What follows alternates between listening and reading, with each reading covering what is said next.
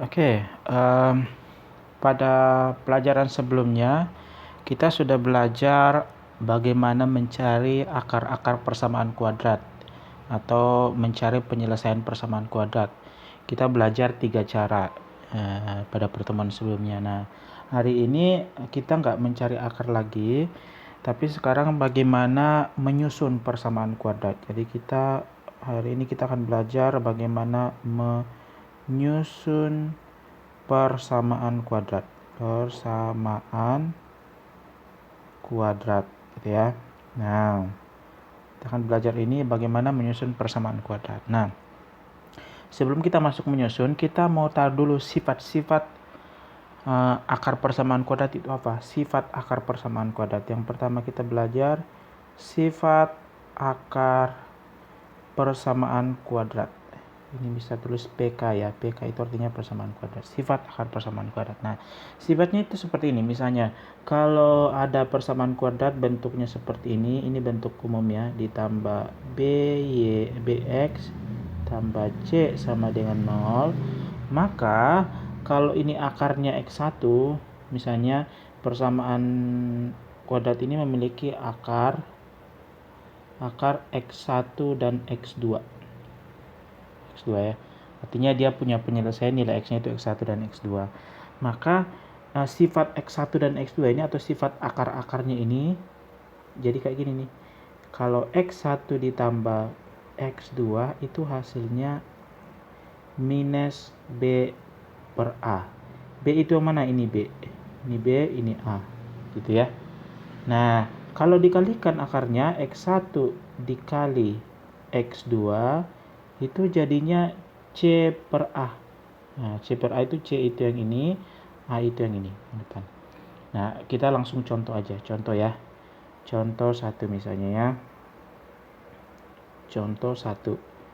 Ini contohnya dikit aja. Misalnya ada persamaan kuadrat sepertinya. 2x kuadrat dikurang 5x ditambah 6 misalnya sama dengan 0. Nah, kamu disuruh cari tentukan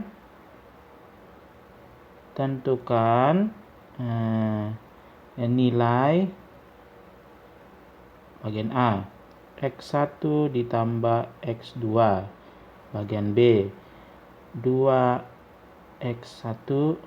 ditambah 2x2 bagian C misalnya X1 kali X2. Nah, kita jawab nih bagian sini, kita jawab ya. Bagian A dulu.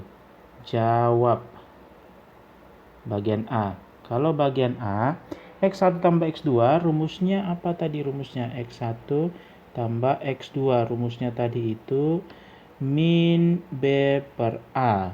Artinya B-nya itu, kita tentuin dulu ini B-nya apa saja. Jadi kita tentukan dulu itu A-nya sama dengan 2. A itu kan koefisien dari X kuadrat. Nih koefisien dari X kuadrat ini 2. Gitu ya. B-nya apa? B-nya sama dengan minus 5. C-nya apa? C-nya sama dengan 6. Nah, sekarang min B per A berarti min 5 per A-nya 2. Nah, jadinya min ketemu min jadi plus, jadi 5 per 2. Sampai di sini sudah benar, atau boleh juga dibawa ke koma. Nah, bagian B. Bagian B, 2x1 tambah 2x2. Nah, kalau yang kayak gini, 2x1 ditambah 2x2 itu kan gak ada rumusnya. Jadi harus diubah dulu. Jadinya 2 kali dalam kurung x1 tambah x2. Kenapa? Ini kan kalau kamu kali pelangi, ini kali pelangi ya, itu akan sama seperti ini kembali. Nah, gitu. Nah, kalau yang ini kan sudah ada rumusnya nih. Ini rumusnya kan sudah ada, berarti 2 kali min B per A. Gitu ya. Jadi 2 kali min B per A berarti min 5 per 2. Nah, jadinya berapa tuh? Sama dengan 5 dong. Kan 2 kali 5 per 2. Nah, jadinya ini coret dengan ini sama dengan 5. Nah, sama dengan 5 ya. Oke, itu bagian B. Sekarang bagian C. Bagian C X1 kali X2. Nah, X1 kali X2 katanya rumusnya C per A. Nah, C-nya kan tadi berapa tuh C? C-nya itu 6. C-nya 6 ya. 6 per 2 karena A-nya 2 sama dengan 3. Gitu ya. Nah, easy kan, tidak terlalu susah. Oh, kalau misalnya Mister tanya bagian D, misalnya Mister bertanya bagian D, ini Mister tambah pertanyaannya, misalnya 1 X1 ditambah 1 X2. Nah, itu berapa? Nah, caranya diubah dulu nih.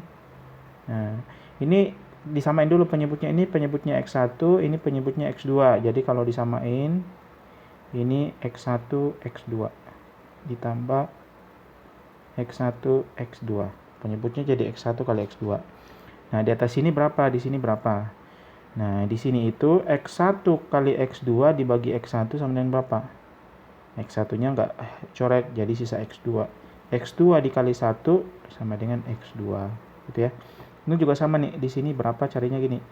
X1 ini X1 kali X2 dibagi X2 itu kan sama dengan X1. Nah, X1 dikali 1 ya X1. Gitu ya. Nah, sama dengan, tinggal dijumlahin nih, karena udah sama penyebutnya, berarti X2 ditambah X1 per X1 dikali X2. Nah, bisa lompat ke sini ya. Nah, ini kan sama dengan, kalau X1 tambah X2, X2 tambah X1 itu kan sama aja dengan X1 tambah X2. Tinggal dibolak-balik aja. Berarti itu rumusnya min B per A dibagi, kalau X1 kali X2 itu kan C per A. Gitu ya. Sama dengan, tadi B-nya tadi 5 ya, berarti min 5 per 2 dibagi, C-nya tadi berapa ya? 6 ya. C-nya jadi 6 ya. C-nya 6, berarti sini 6 per 2. Nah, ini sama dengan min 5 per 2 dibagi 3. Karena min 5 per 2 kan nggak bisa tuh. Nah, kalau mau dikatasin 3-nya, jadi min 5 per 2 dikali 1 per 3. Nah, jadinya min 5 per 6. Gitu ya. Nah, inilah jawabannya, min 5 per 6. Gitu ya. Itu untuk sifat-sifat akar persamaan kuadrat.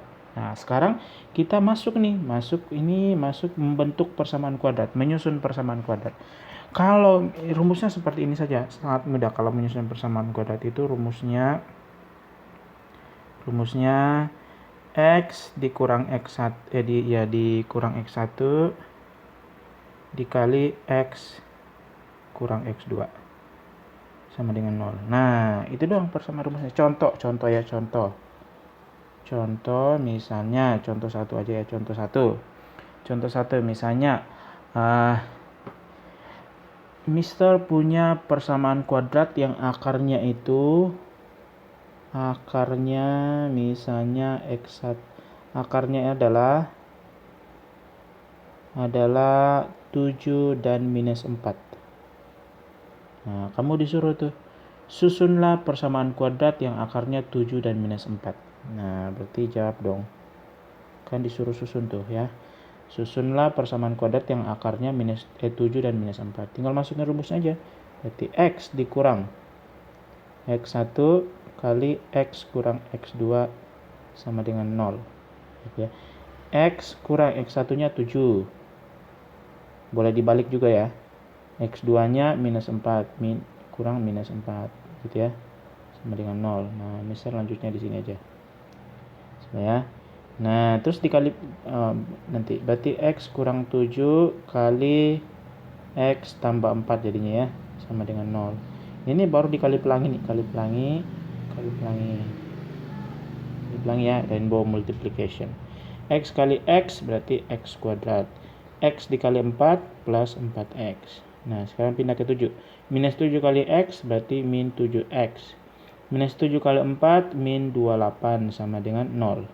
Berarti X kuadrat sama dengan 4X kurang 7X berarti min 3X.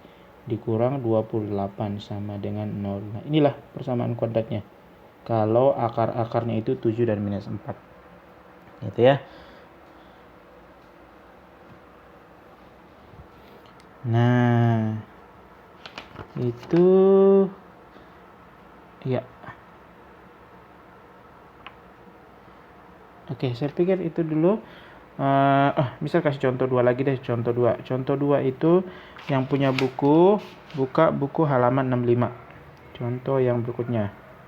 Contoh 2 itu halaman 65 nomor 2. Nomor 2 ya.